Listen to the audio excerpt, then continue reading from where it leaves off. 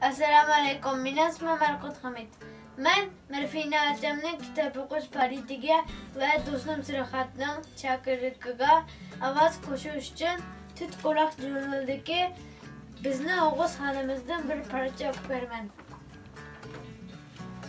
Burunun burunishida Türkiye tillik milletler ütken vadilide yaşavatkan günlerinin birinde Ayhan aniden bir oğul dünyaya keptu.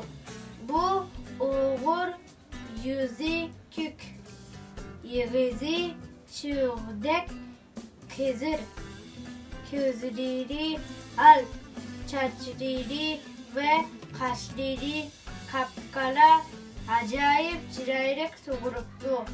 Annesinin Oğuz sütini bir kıtım yemekle kayda emmeptu.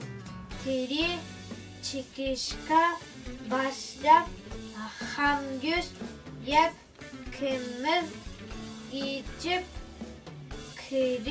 kırık günde ayrı çıktı. Onun pütü bükünün pütüdek, biri bürünün bürüdek, mürsi kala burğunun mürsidek, kükriki yıknın kükrikidek, burup bütün bedenini kuyuk tük baskan iken o yerkelga